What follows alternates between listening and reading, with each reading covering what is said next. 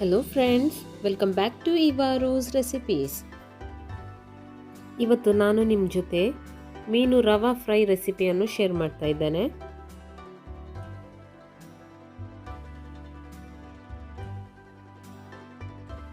ನಾನಿಲ್ಲಿ ಒಂದು ಬೌಲಿಗೆ 2 table spoon ಶುಂಠಿ ಬೆಳ್ಳುಳ್ಳಿ ಪೇಸ್ಟ್, 2 ಟೇಬಲ್ ಸ್ಪೂನ್ ಹುಣಸೆ ರಸ,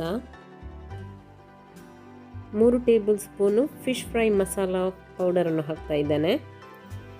ಇದು ಮನೆಯಲ್ಲೇ ಮಾಡಿದ ಪೌಡರ್. ಇದರ ರೆಸಿಪಿಯನ್ನು ಆಲ್ರೆಡಿ ಅಪ್ಲೋಡ್ ಮಾಡಿದ್ದೇನೆ. ಇದರ ಲಿಂಕ್ ಡಿಸ್ಕ್ರಿಪ್ಷನ್ನಲ್ಲಿದೆ, ಅಲ್ಲಿಂದ ನೋಡ್ಬೋದು. ಇದಕ್ಕೆ ಸ್ವಲ್ಪನೇ ನೀರನ್ನು ಸೇರಿಸಿ ಪೇಸ್ಟ್ ರೀತಿ ಮಾಡಿಕೊಳ್ಬೇಕು.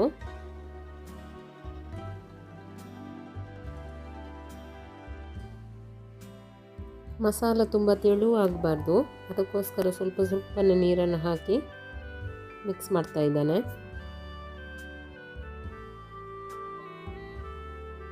ಇದಕ್ಕೆ ಈಗ ರುಚಿಗೆ ತಕ್ಕಷ್ಟು ಉಪ್ಪನ್ನು ಕೂಡ ಹಾಕ್ತಾ ಇದ್ದಾನೆ.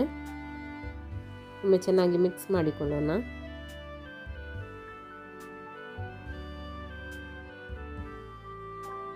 ಮಸಾಲ ಈಗ ರೆಡಿಯಾಗಿದೆ. ಇಷ್ಟು ತೆಳು ಆದರೆ ಸಾಕು. ನಾನಿಲ್ಲಿ 1 kg ಮೀನನ್ನು ತಗೊಂಡಿದ್ದೇನೆ. ಇದನ್ನು ಚೆನ್ನಾಗಿ ಕ್ಲೀನ್ ಮಾಡಿ ಕಟ್ ಮಾಡಿ ಇಟ್ಕೊಂಡಿದ್ದೇನೆ.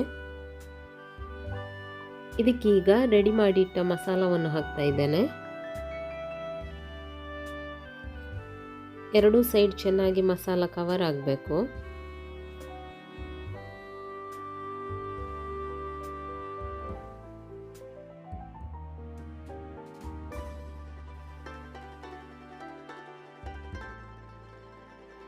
ಇದೇ ರೀತಿ ಉಳಿದ ಪೀಸಸ್ಸಿಗೂ ಮಸಾಲವನ್ನು ಹಾಕ್ತಾ ಇದ್ದೇನೆ.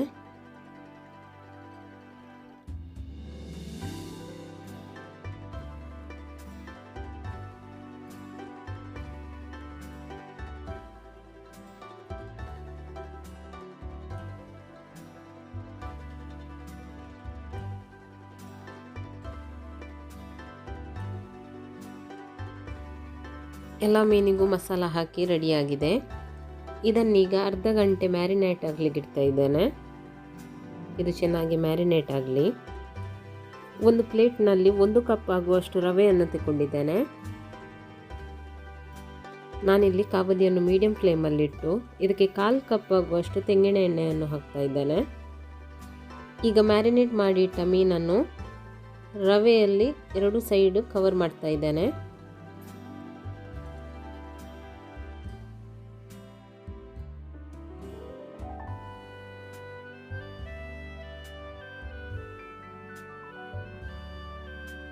ಇದನ್ನೀಗ ಕಾವಲಿಯಲ್ಲಿ ಫ್ರೈ ಮಾಡಲಿಕ್ಕೆ ಇಡ್ತಾ ಇದ್ದೇನೆ.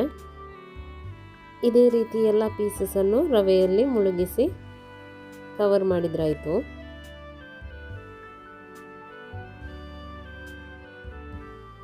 ಕಾವಲಿಯನ್ನು ಮೀಡಿಯಂ ಫ್ಲೇಮಲ್ಲೇ ಇಟ್ಟು ಇದನ್ನು ಫ್ರೈ ಮಾಡಬೇಕು. ಇದರ ಕಲರ್ ಗೋಲ್ಡನ್ ಬ್ರೌನ್ ಕಲರ್ ಆಗುವವರೆಗೆ ಇದನ್ನು ಫ್ರೈ ಮಾಡಬೇಕು.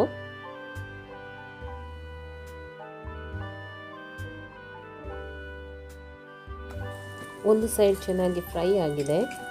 ಇದನ್ನೀಗ ಟರ್ನ್ ಮಾಡಿ ಇನ್ನೊಂದು ಸೈಡ್ ಕೂಡ ಫ್ರೈ ಮಾಡೋಣ.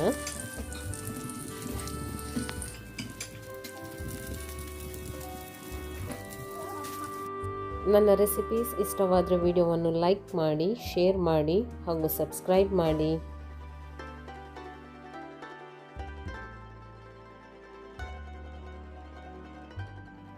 ಎರಡೂ ಸೈಡ್ ಮೀನು ಚೆನ್ನಾಗಿ ಫ್ರೈ ಆಗಿದೆ. ಇದನ್ನೀಗ ತೆಗಿತಾ ಇದ್ದೇನೆ. ನೀವು ಟ್ರೈ ಮಾಡಿ ಹೇಗಾಗಿದೆ ಎಂದು ನನಗೆ ಕಮೆಂಟ್ ಮೂಲಕ ತಿಳಿಸಿ. Thank you.